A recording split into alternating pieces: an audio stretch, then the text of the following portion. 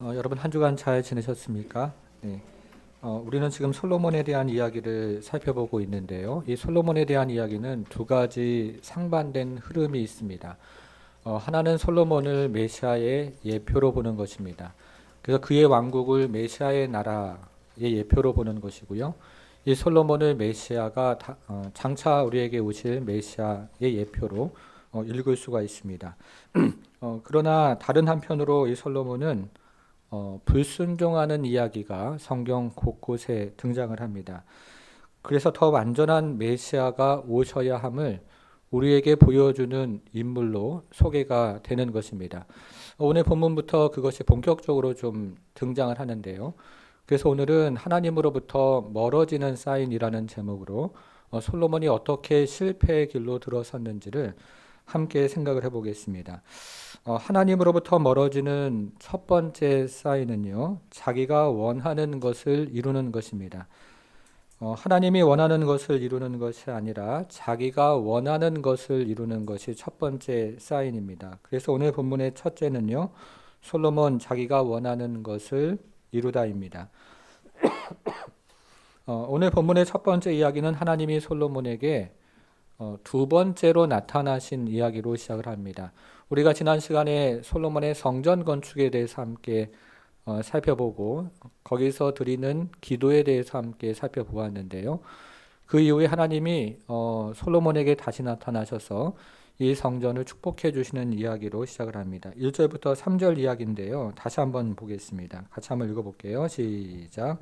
솔로몬이 여호와의 성전과 왕궁 건축하기를 마치며 자기가 이루기를 원하던 모든 것을 마친 때에 여호와께서 전에 기브온에서 나타나신 같이 다시 솔로몬에게 나타나사 여호와께서 그에게 이르시되 내 기도와 내가 내 앞에서 간구한 바를 내가 들었은즉 나는 내가 건축한 이 성전을 거룩하게 구별하여 내 이름을 영원히 그곳에 두며 내 눈길과 내 마음이 항상 거기에 있으리니. 아멘. 여러분, 그런데 오늘 본문을 이해하기 위해서는요, 1절을 잘 이해하는 것이 대단히 중요합니다. 1절을 그래서 다시 한번 보겠습니다. 솔로몬이 여호와의 성전과 왕궁 건축하기를 마치며, 자, 그 다음 한번 표시를 해볼게요. 자기가 이루기를 원하던 모든 것을 마친 후에 이렇게 되어 있습니다. 오늘 이야기는 솔로몬이 원하는 모든 것을 이루었다 하는 이야기로 지금 시작을 하고 있습니다. 솔로몬은 여호와의 성전 건축을 마치면서 자기가 원했던 모든 것을 이룬 것이죠. 여러분, 그러면 솔로몬은 여호와의 성전 건축하기를 얼마나 원했을까요? 여기에서 사용된 원하다 하는 말이 있는데요. 이 원하다 하는 말이 굉장히 강한 단어입니다. 창세기에서요, 이 하몰의 아들 세겜이 야곱의 딸 디나의 육체를 강렬하게 원할 때 이 단어가 사용이 되었습니다. 그리고 신명기에서는 이스라엘 남자가 전쟁 중에 사로잡혀 온 이방인 여자 포로들은 너무나 원해서 그와 결혼하기를 원할 때 이 단어가 또 사용이 되었습니다. 여러분, 어떤 느낌인지 감이 좀 오시죠? 물론 여기에 사용된 원하다 하는 말이 긍정적으로 사용되었을 때도 있는데요.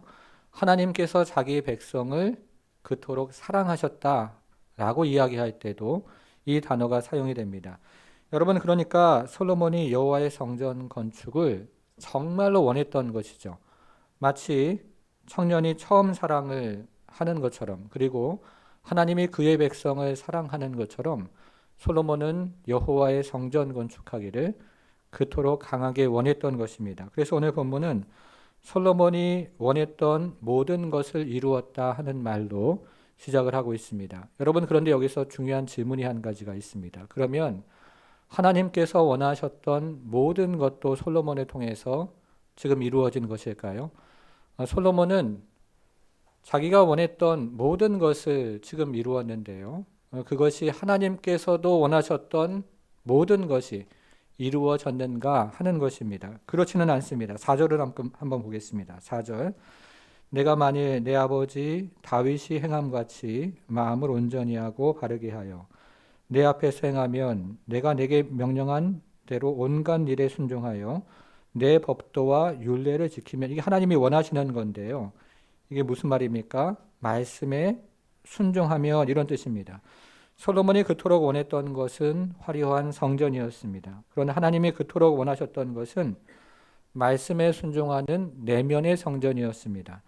솔로몬이 원했던 것은 외형적인 성전이었지만 하나님이 그토록 원했던 것은 그것뿐만 아니라 내적인 성전이었다 하는 것입니다. 여러분, 그래서 하나님은요, 이 솔로몬의 성전 건축이 이스라엘의 미래, 솔로몬의 미래를 보장하는 것이 아니라고 말씀하십니다.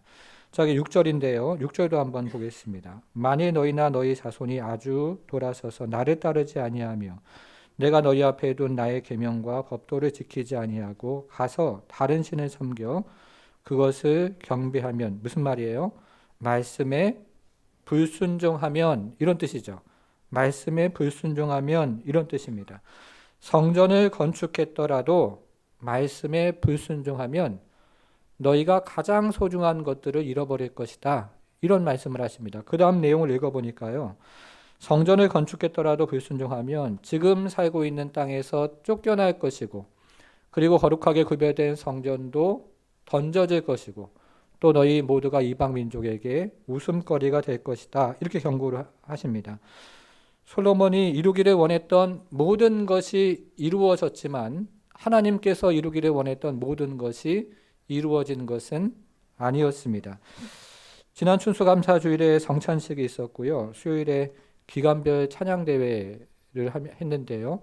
우리가 코로나 이후에 잘 하지 못했던 성찬식과 또 찬양대회를 하면서 온 교회가 함께 은혜를 누리고 또 참 행복해하는 그런 시간을 가졌습니다. 특별히 지난 주일에는 유초등부, 중고등부에서 전도주의를 하면서 2층으로 올라가는 벽에 감사 제목을 몇 가지 이렇게 아이들이 붙여 놓았습니다. 제가 잠시 한번 소개를 한번 해볼게요. 하나님, 저를 태어나게 해주셔서 감사합니다. 제가 순종할 수 있게 해주세요. 그리고 우리 가족이랑 할머니, 할아버지, 외할머니, 외할아버지 건강하게 해주세요. 여러분 어떠세요? 좀 기특하지 않으십니까? 이 엄마 아빠에게 감사하는 메모도 있습니다. 우리 3명이나 힘들게 키웠으니까 조금 더 잘 해보려고 노력할게요. 저를 낳아주셔서 감사합니다. 키워주셔서 감사합니다. 사랑해 주셔서 감사합니다. 여러분 어떠십니까? 좀 성숙했다, 이런 생각 들지 않으십니까? 근데 이런 기도 제목도 있습니다. 하나님, 닌텐도 주세요. 여러분 닌텐도 아세요? 예. 아이패드 주세요. 노트북 주세요. 핸드폰 좋은 것 주세요. 이제 하이라이트는 지금부터인데요. 커서 하루 동안 현재 기준으로 1조 정도 쓸 수 있는 재산 주세요. 제가 이 기도 제목 보면서 빵 하고 터져버렸는데요. 우리 교회에서 드디어 만수르가 나오는구나, 이런 생각을 했습니다. 근데 이름이 적혀 있지 않아가지고 제가 가서 그 안수 기도를 해주려고 했는데 하지를 못했습니다. 여러분, 그런데 만일에요, 제가 이 나이에 지금 이런 것들을 원한다면 하나님이 저에게 뭐라고 말씀하실까요? 제가 지난 신년 새벽 기도회 때 대구 제일교회에서 심호하던 이상근 목사님에 대해서 소개를 한 적이 있습니다. 이분은 박윤선 목사님과 함께 그 한국의 대표적인 주석가인데요. 성경 66권 1189장을 한 절 한 절 주석한 아주 특별한 목회자입니다.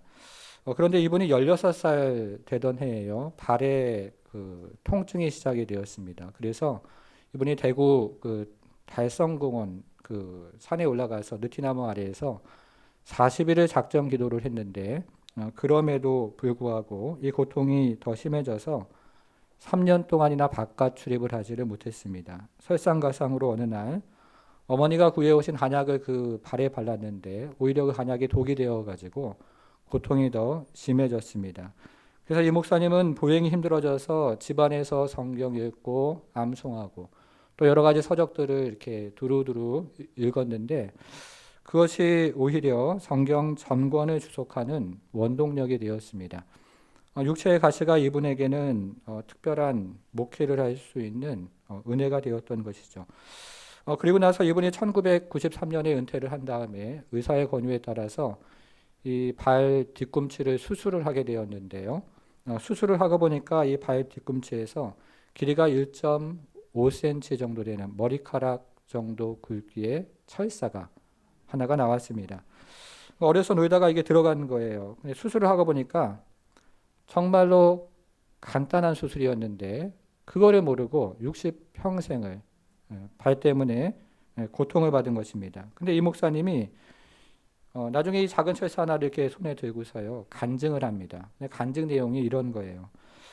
이 철사가 가시가 되어서 60년 동안이나 나를 찔렀지만 이것이 결국 나를 성서학자로 만드는 은혜의 도구가 되었습니다.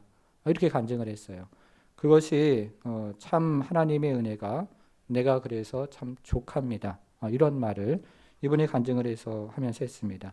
저는 이 간증을 들으면서 이런 생각을 했습니다. 하나님이 정말 우리 인생에게 원하시는 것이 있다 하는 생각을 하게 됩니다. 하나님이요 정말 우리 인생에게 원하시는 것이 있습니다. 내가 원하는 것 말고요. 내가 하고 싶은 것 말고 하나님께서 우리 각자에게 하나님의 인생을 원하신다는 생각을 합니다. 여러분 그것이 무엇입니까? 그것이 오늘 주님께서는 솔로몬에게 말씀에 따라가는 것이라고, 말씀을 붙잡고 사는 것이라고, 또 말씀 앞에 순종하며 사는 것이라고 그렇게 말씀을 하고 계십니다. 그러나 말씀을 덮어두고 내가 원하는 인생, 그 인생 살아가는 것은 하나님으로부터 멀어지는 첫 번째 사인이라고 말씀하고 계시는 것입니다. 여러분 저는 여러분 모두가 정말로 하나님의 말씀을 붙잡고 말씀대로 살아가는 성도가 되기를 바랍니다.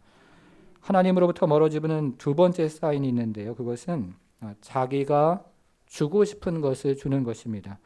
그래서 오늘 본문의 둘째는 솔로몬 자기가 주고 싶은 것을 주다입니다. 오늘 본문의 두 번째 이야기는 솔로몬 왕과 두로왕 히람의 두 번째 거래에 대한 이야기가 나옵니다.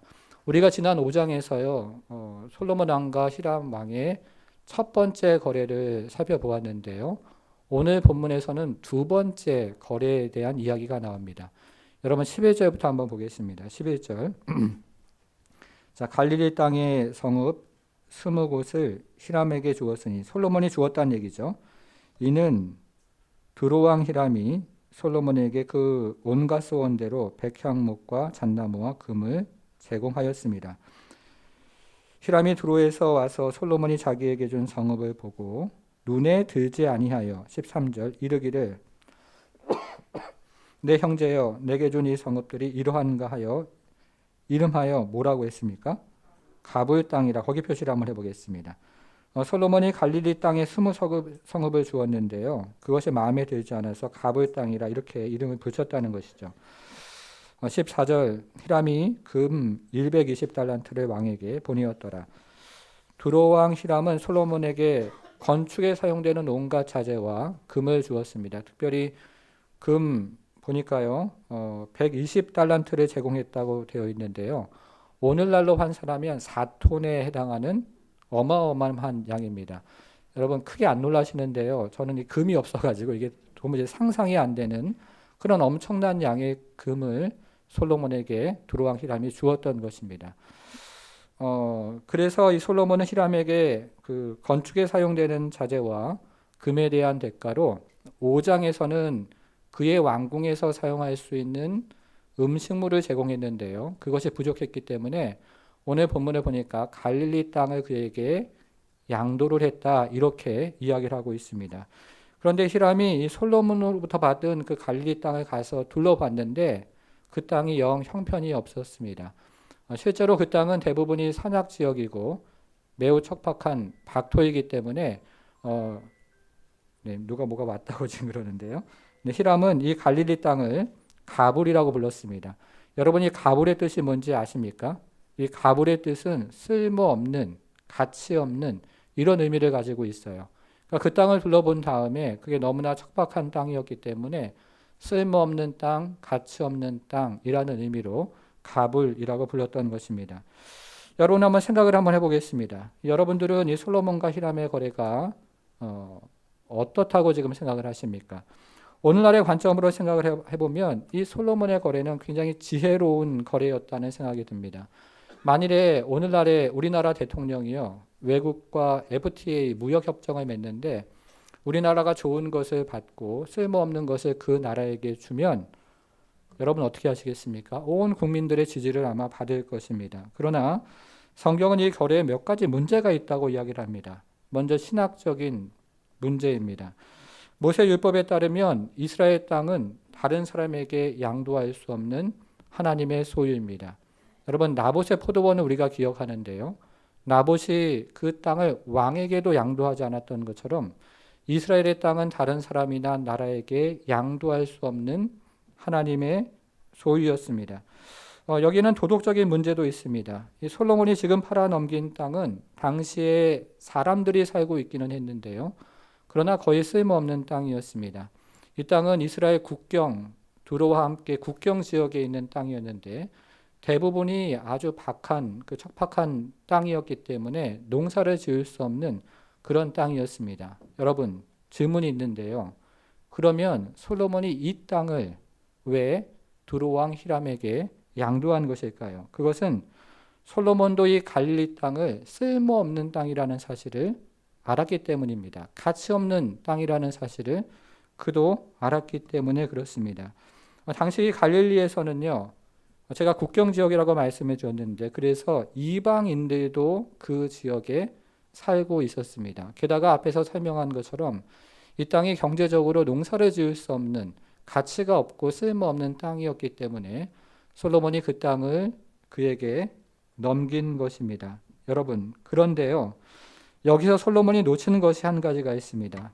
그것은 그 땅이 하나님께서 처음부터 이스라엘 백성들에게 주신 약속의 땅이라는 것입니다. 그리고 하나님께서 그 땅을 처음부터 복을 주시겠다고 했던 하나님께서 주신 그런 약속의 언약의 땅이라는 것입니다. 비록 지금은 쓸데없어 보이고 가치 없어 보이지만 분명히 그 땅은 하나님께서 이스라엘 백성들에게 주신 언약의 땅이요 약속의 땅이었습니다. 자, 화면으로 이사야 9장 1절을 한번 보겠습니다. 전에 고통을 받던 자들에게는 흑암이 없으리로다. 옛적에는 여호와께서 스불론 땅과 납달리 땅이 멸시를 당하게 하셨더니 후에는 해변길과 요단 저편 이방의 갈릴리를 영화롭게 하셨느니라. 자, 이거 이사야가 예언한 것인데요. 여기서 스불론 땅, 납달리 땅 여러분 찾으셨습니까? 자, 이 땅이요 다른 말로 하면 밑에 있는 갈릴리입니다. 갈릴리. 그러니까 스불론 지파와 납달리 지파가 차지하고 있었던 땅이 갈릴리 땅인데 이사야 선지자가 하는 말은 이 갈릴리를 영화롭게 하실 것이다. 이렇게 예언을 했다는 거예요. 우리가 역사를 조금 아는데요. 솔로몬 이후에 이스라엘은 이방 나라의 침략을 받아서 끊임없이 고통을 당했습니다. 그런데 여기에 나오는 스불론 지파가 살고 있었던 땅, 그리고 납달리 지파가 살고 있었던 이 땅은 국경 지역이었기 때문에 역사에서 계속해서 멸시를 받고 계속해서 고통을 당한 땅이 바로 이 땅이었습니다. 여러분, 그런데 한번 생각을 해보십시오. 예수님이 처음 어디에 오십니까? 갈릴리 땅이죠. 여기서 이야기하는 납달리, 스불론 땅, 갈릴리 땅에 오셔서 공생의 사역을 하십니다. 솔로몬이 쓸데없는 땅이라고 여겼던 가불에 오셔서 병자들을 고치시고 눈먼 자들의 눈을 뜨게 하시고 입이 막힌 자들의 입을 열게 하시고 그리고 귀신을 쫓아내십니다. 그 가불 땅에 오셔서 하나님 나라가 임하는 그 은혜를 끼치십니다. 가불 땅에서 하나님 나라가 처음 시작되잖아요. 그래서 이 가불을 영화롭게 하시는 그런 은혜, 그런 복이 있는 땅, 약속의 땅, 그리고 언약의 땅이었던 것입니다. 그러니까 솔로몬의 거래는 세상적으로 보면 지혜로운 거래였지만 하나님 나라의 관점으로 보면 굉장히 어리석은 거래였던 것입니다. 여러분, 그런데 이 솔로몬의 어리석음이 어디에서부터 시작을 합니까? 이 솔로몬의 어리석음은요, 자기가 주고 싶은 것을 주는 데서 시작을 했습니다. 하나님의 약속을 저버리고 상대방이 원하는 것을 주지 않고 자기가 주고 싶은 것을 주는 데서 시작을 하고 있죠. 하나님의 약속, 그의 말씀을 뒤로 하고 자기가 원하는 것을 하기 시작하면서 어리석음이 시작이 된 것입니다. 여러분, 우리가 인생을 살아가면서 우리도 이 약속의 말씀이 때로는 가불처럼 그렇게 느껴질 때가 있습니다. 때로는 우리와 함께 사는 배우자가 그렇게 느껴질 때도 있고요. 또 자녀가 그렇게 느껴질 때도 있고 우리가 섬기는 교회도 그렇게 느껴질 때가 있습니다. 여러분, 그러나 하나님께서 주시는 것은요, 가불이 없습니다. 하나님께서 주시는 것은 쓸데없는 것, 쓸모없는 것이 하나도 없습니다. 왜냐하면 하나님께서 주시는 것은 예수 그리스도의 피값을 사고 주신 것이고 그의 생명을 주고 사신 것이기 때문에 거기에는 쓸데없는 것도 없고 쓸모없는 것도 없습니다. 하나님께서 주신 것은 약속의 은혜로 우리에게 주신 것, 그런 것입니다. 여러분, 그래서 내가 성령의 음성을 듣지 않고 내가 주고 싶은 것을 주며 살아간다면 그것이 바로 하나님께로부터 멀어지는 두 번째 사인이 되는 것입니다. 하나님으로부터 멀어지는 세 번째 사인이 있는데요. 그것은 자기가 짓고 싶은 것을 짓는 것입니다. 그래서 오늘 본문의 세 번째는요, 솔로몬 자기가 짓고 싶은 것을 짓다입니다. 오늘 본문의 세 번째 이야기는 솔로몬의 건축 사업으로 시작을 합니다. 솔로몬은 지난 20년 동안 성전과 왕궁을 건축했는데요. 그 이외에도 이스라엘 땅에서 수많은 건축 사업을 활발하게 벌입니다. 자, 15절을 한번 볼게요. 15절. 같이 한번 읽어보겠습니다. 시작. 솔로몬 왕이 역군을 일으킨 까닭은 이러하니 여호와의 성전과 자기 왕궁과 밀로와 예루살렘 성과 하솔과 무깃도와 게셀을 건축하려 하였습니다. 자, 한번 보세요. 솔로몬은 성전과 왕궁을 건축하고 예루살렘 성벽을 확장을 합니다. 그리고 세 개의 도시가 나오는데요. 하솔, 무깃도, 게셀 건축했는데요. 우리식으로 말을 하면 신의주, 개성, 부산 이렇게 이스라엘 국경에 있는 도시들을 요새화했다, 이런 의미를 가지고 있습니다. 마치 메소포타미아에서 애굽으로 가는 그 경로에 있는 주요한 도시들을 요새화시킨 것입니다. 그런 다음에 솔로몬은 이스라엘 전역에 이 건축 사업을 매우 활발히 일으켰습니다. 여러분, 얼마 전에 그 사우디 왕세자 무하마드 빈 살만이 우리나라를 방문을 했던 기사를 보셨을 것입니다. 이 사람은 만수르보다 재산이 10배 이상 많다고 알려져 있는데요. 세계 최고의 부호로 알려져 있는데 이 사람의 별명은 미스터 에브리띵, 모든 것을 할 수 있는 남자, 이렇게 알려져 있습니다. 근데 이 사람의 방한이 관심을 모으는 것은 이 사람이 사막 한가운데 짓고자 하는 네옴시티, 미래 도시 때문에 그렇습니다. 사막 위에다가 유리로 500m 벽을 쌓고 그 안에 도시를 만드는 계획을 지금 세우고 있는데요. 그것을 17km, 170km를 이어서 사막 위에 영화에나 나올 법한 그런 미래 도시를 지금 계획을 하고 시작을 하고 있습니다. 이 사막에 세워진 대표적인 도시가 미국의 라스베가스인데요. 거기에다 영감을 받은 도시가 두바이입니다. 근데 이 도시들과 비교할 수 없는 엄청난 규모의 그런 미래 도시를 지금 이 사람이 짓고 그렇게 계획을 하고 있습니다. 이 같은 엄청난 건축 사업을 솔로몬이요, 지금 이스라엘 전역에서 펼치고 있었던 것입니다. 여기에도 문제가 있습니다. 먼저 일에 동원됐던 일꾼들은 원래 가나안 땅에 살고 있었던 원주민들이 강제로 동원이 되었습니다.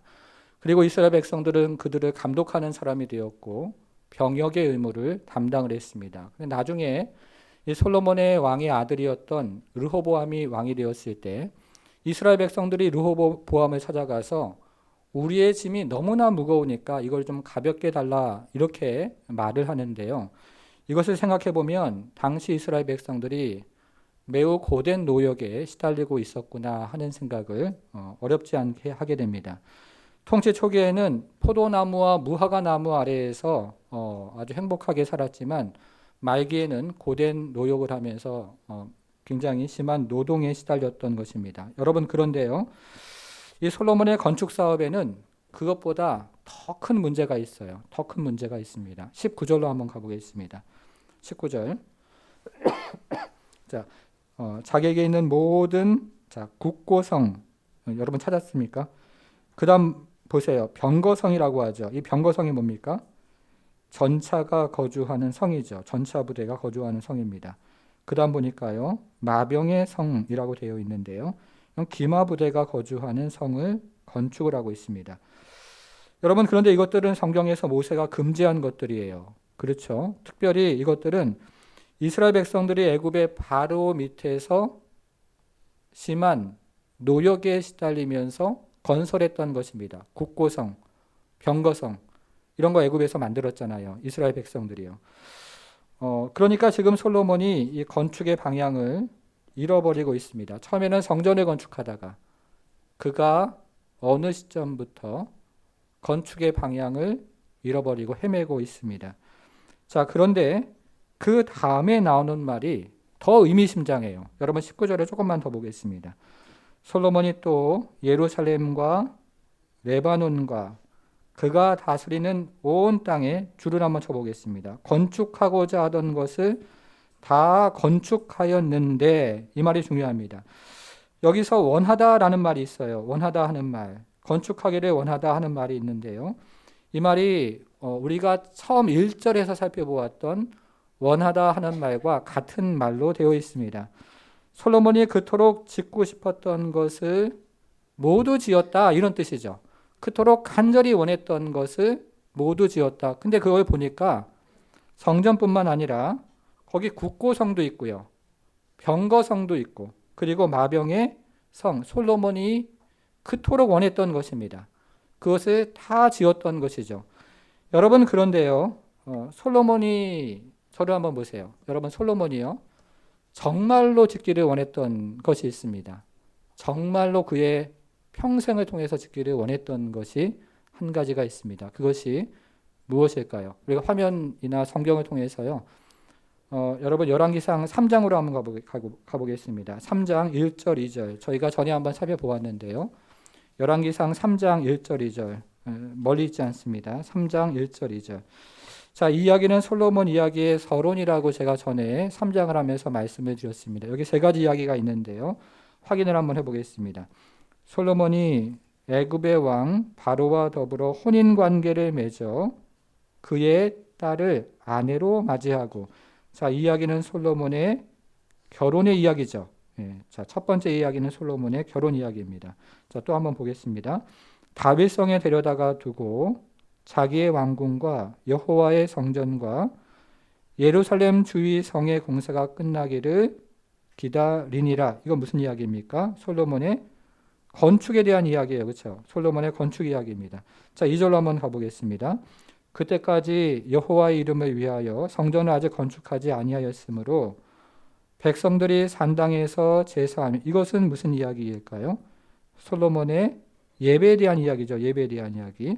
자, 우리가 1절, 2절 살펴보았는데 이 솔로몬의 이야기를 세 가지 주제로 읽으라는 가이드였습니다. 첫째는 결혼 이야기, 둘째는 건축 이야기, 셋째는 예배 이야기. 그래서 우리가 지금까지 세 가지 이야기로 읽어왔습니다. 자, 그러면 이 세 가지 이야기가 어떻게 될까요?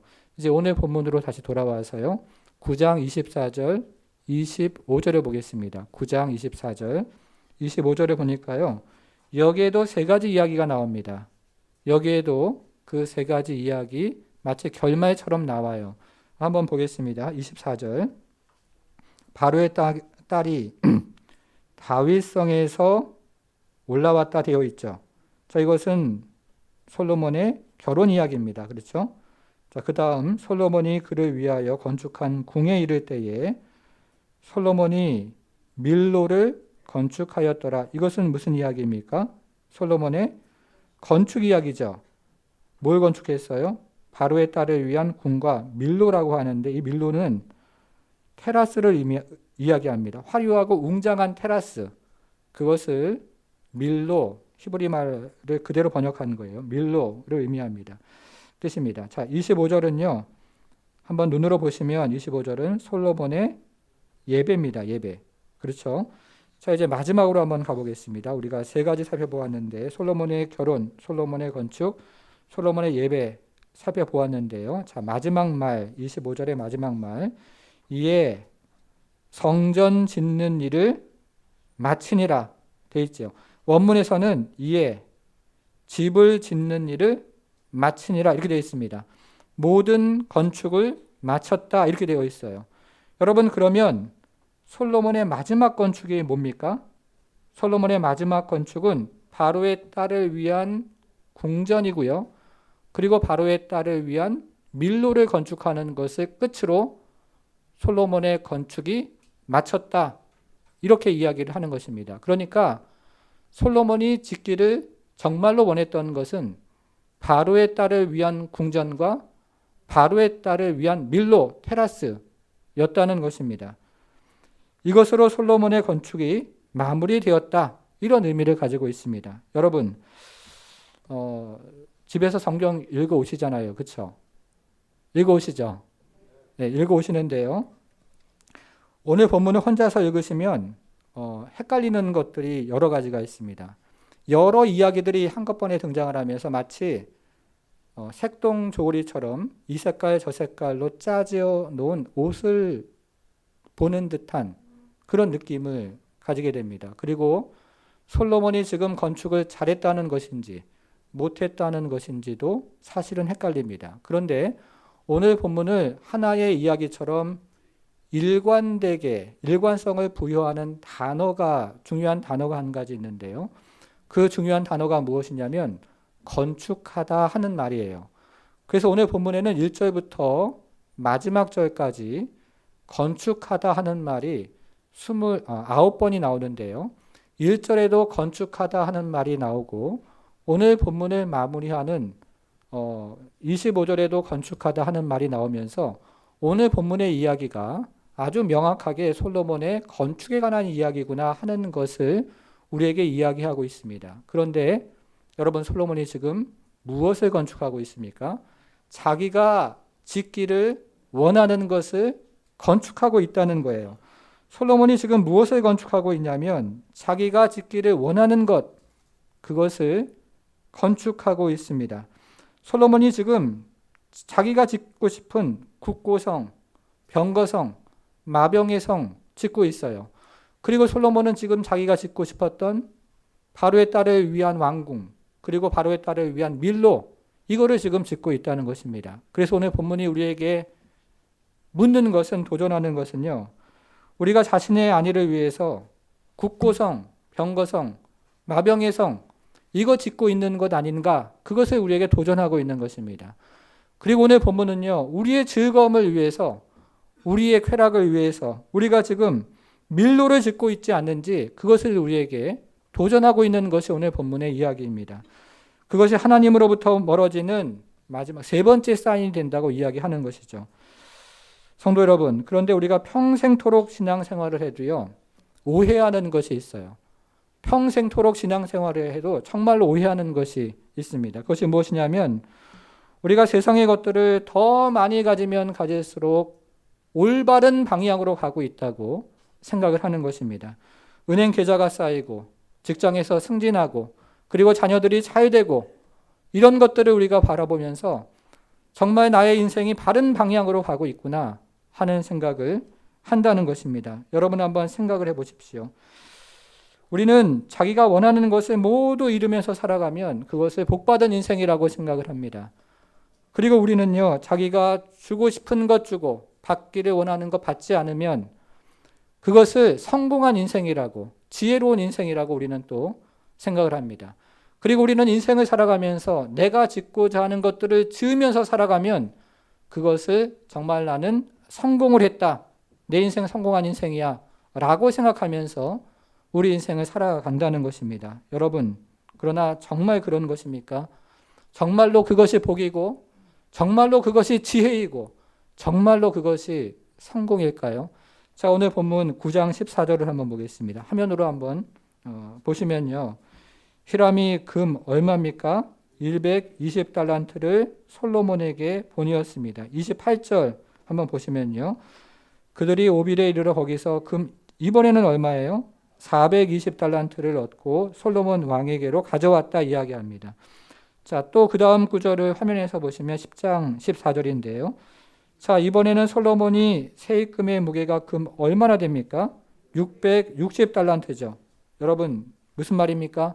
솔로몬의 잔고가 점점 늘어나고 있어요. 그런데 솔로몬은 점점 하나님으로부터 멀어지고 있어요. 솔로몬이 인생의 정점에 올라가면 올라갈수록 하나님으로부터 점점 멀어지고 있다는 것입니다. 여러분, 우리가 어려울 때는요, 정말 한밤중에 산에 올라가서 하나님 앞에 기도하고 기도원에 올라가서 하나님 앞에 눈물 뿌려 참으로 매달리지 않았습니까? 그런데 인생의 문제가 해결되고 어느 정도 평안해지니까 잠과 기도 생활을 바꾸고 취미 생활과 교회 생활을 바꾸면서 우리의 신앙이 점점 하나님으로부터 멀어져 가고 있지 않은지를 오늘 본문은 우리에게 말하고 있는 것입니다. 성도 여러분, 영적으로 성장하는 유일한 방법은 과거에 하나님을 위해 살았을지라도 지금 오늘 하나님을 위해 사는 것입니다.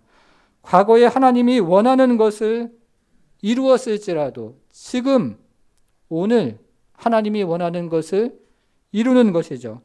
과거에 내가 정말로 하나님의 축복의 통로로 사용되면서 많은 사람들을 위해서 기도하고 그리고 참으로 많은 사람들에게 베풀어 주었던 것에서 끝나는 것이 아니라 지금 오늘 역시 하나님의 축복의 통로로 사용되는 것입니다.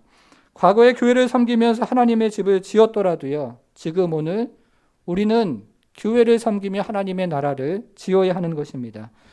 저는 정말로 여러분들이 그런 성도가 되기를 바랍니다. 좁은 길을 가는 성도 되기를 바랍니다. 말씀을 붙잡고 사랑하며 말씀에 순종하는 성도가 되기를 바랍니다.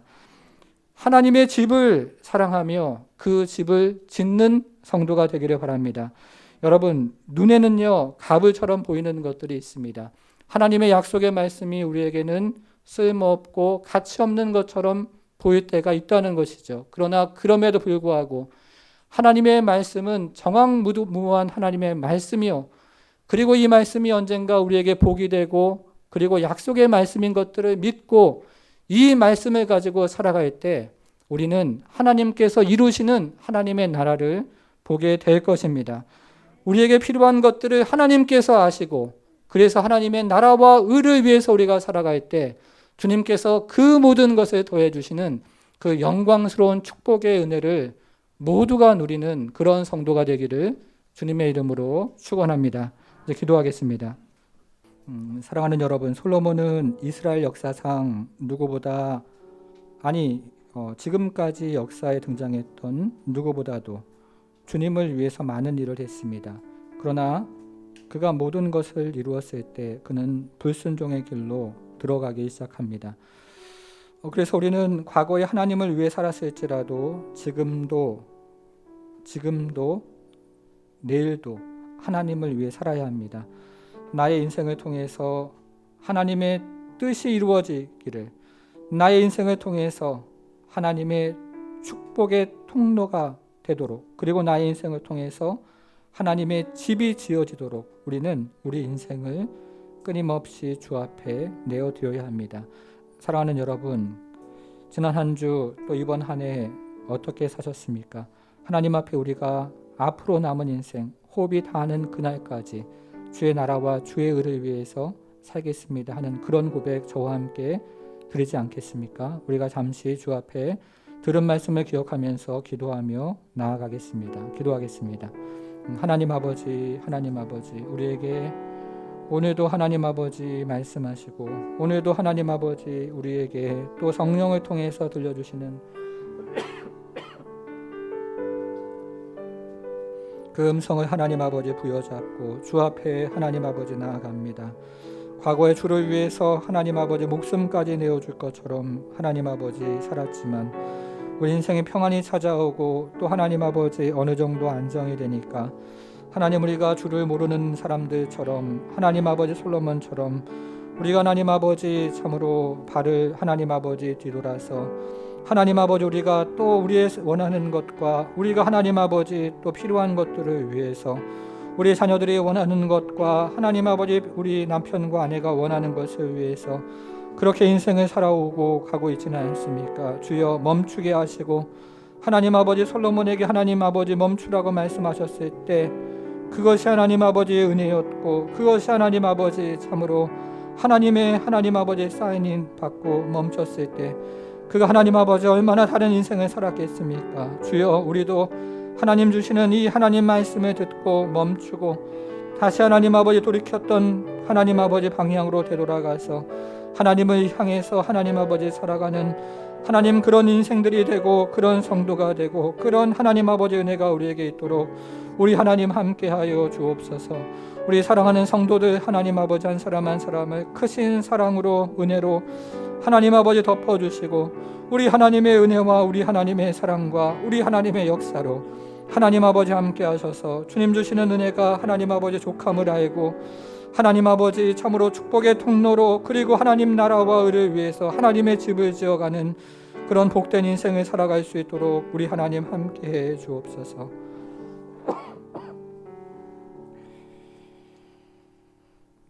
하나님 아버지, 우리에게 주셨던 그 놀라운 복들과 하나님 우리에게 주셨던 그 놀라운 은혜들을 다시 한번 기억하며 하나님 앞에 감사해야 하지 않을 수가 없습니다. 그러나 주님, 우리가 어느 순간 참으로 우리가 인생의 문제가 사라지고 또 하나님 아버지 평안을 누리면서 우리 목숨까지도 내어줄 것 같이 그렇게 살았던 그 신앙을 잃어버리고 하나님 아버지 참으로 자신이 원하는 것들을 위해 살아가고 있지는 않습니까?